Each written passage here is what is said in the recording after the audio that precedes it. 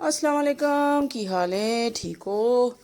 ਅੱਜ ਜੀ ਬਣਨਾ ਜੇ ਮਟਨ ਮਤਲਬ ਆਲੂ ਗੋਸ਼ਤ ਤੇ ਆਲੂ ਗੋਸ਼ਤ ਬਣਨਾ ਜੇ ਮਟਨ ਦਾ ਤੇ ਤੁਸੀਂ ਮੇਰੇ ਤਰੀਕੇ ਨਾਲ ਪਕਾਓ ਤੇ ਹੱਥ ਉਂਗਲੀਆਂ चटते रह जाओ। ले जी हमने इधर लिया प्रेशर प्रेशर के डाला हमने अंदर थोड़ा सा ना घ्यो डाल के हमने बीच में सूट दिया थोड़ा सा ना जीरा। उसके बाद हमने सूटा थोड़ा सा लहसुन प्याज हमने पाने हैं 2 अदद कट कटा के डाल दिए। उसके बाद हमने डाले थोड़े से 2-3 गठियाँ जो है वो थूम की लहसुन की छिला के डाल दी। फिर बीच में हमने डालना है मटन बड़ा नलियों वाला जो पड़ा हुआ है आपका फ्रिज के अंदर है। अभी तक कितना कितना गोश्त रह गया आपके घर में। तो लो जी हमने इधर सूट साट दिया।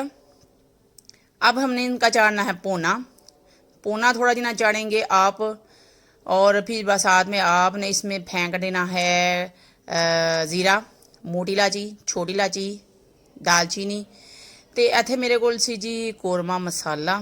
मैं विच कोई एक्सट्रा मिर्च दादड़ मिर्च कोई शै नहीं पाई। मैं सिर्फ एक पैकेट कौरमे मसाले का लिया, ठीक है। तो वो सारा ही मैं विच पा दिता है, सब रोड़ दिया मैंने, फंड फूंड के झाड़ चूड़ के मैंने रोड़ दिया है। ये आता है जी 70 रुपये का 70 रुपये का एक पैकेट है कौरमे का। तो नेशनल का ये पैकेट है, बड़ा मज़ेदार जायका इसका होता है नेशनल वालों का। तो इस तरह जी आपने अपने प्रेशर के अंदर मसाला रोड़ देना है। फिर इनको अच्छी तरह से भुना चाड़ना है। भुना चाड़ने के बाद इसमें आपने 2 प्यालियाँ पानी पाना है। जितने में ये गोश्त गल जाए आपने 2 प्यालियाँ पानी सूटा। सज्जे खब्बे जो साइडों के ऊपर प्रेशर के अंदर चीज़ें आपकी वो मसाले मसूले लगे हुए हैं उनको कर लें साफ़। डोई को लें फंड हैं जी। और फिर ऊपर चढ़ा दें टकड़ा और लगा दें सीटी लगानी है आपने जी 15 मिनट। 15 मिनट के अंदर आपका गोश्त जो है वो गल जाएगा। 15 मिनट सीटी लाने के बाद आप ढक्कना खोल लें। तो ढक्कना खोल लेंगे तो ये सामने आपको प्रेशर में गोश्त नज़र आ जाएगा जी। इसके अंदर अब पानी भी है अभी, लेकिन आपने पानी सुखा लेना है, कुछ चोखा नहीं है। तो आपने क्या करना है जी, एक पा आलू लेने हैं। तो अपनी मुनासबत से लेने हैं जितना आपने गोश्त डाला है। मेरे पास आधा किलो मटन था और 1 पाऊ मैं विच आलू पाया, क्योंकि आलू बहुते खाण नहीं होंदे। आलू मैं हुण पकाए विच पाए ने ना, तो जिन्हों मैं पा के देने ने उन्हें आखना आपे खांदी नूं तो सानू पा के देनी आलू बददी हैं। तो इधर जी हमने सूट दिए, फिर थोड़े जिन्हें आलू पा दिए ताकि जायका भी बन जाए तो आलू गोश्त भी पक जाए हैं। तो इधर हमने जी ऑयल बीच में सूटा और फिर पोना चाड़ा हमने सजे खब्बे पा घूमू के हैं जी। इधरों उधरों इधर असी मैं भी कहनी उन्होंने भूंबीरी पहाड़ी विच कोई एक्सट्रा शै नहीं पाई, कोई नहीं पाया, सिर्फ नमक में विच पाया हजे। बाकी वही कौरमे वाला मसाला मैंने डाला हुआ है, कोई मिर्च कोई लून जो है, नमक तो खैर मैंने डाला था, बाकी कौरमा मसाला।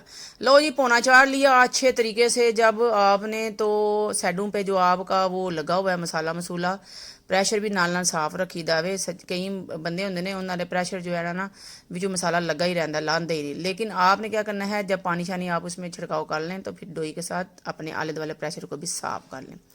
लो जी इधर 2 प्यालियाँ पानी पा दिता है। विच नली सी निकी जी, नहीं तो फंड कती है नली विच ही है, विच निकल आया नली के अंदर। लो जी दम पे लगा दिए तो हमने टकड़ा दे के आलू गल गए।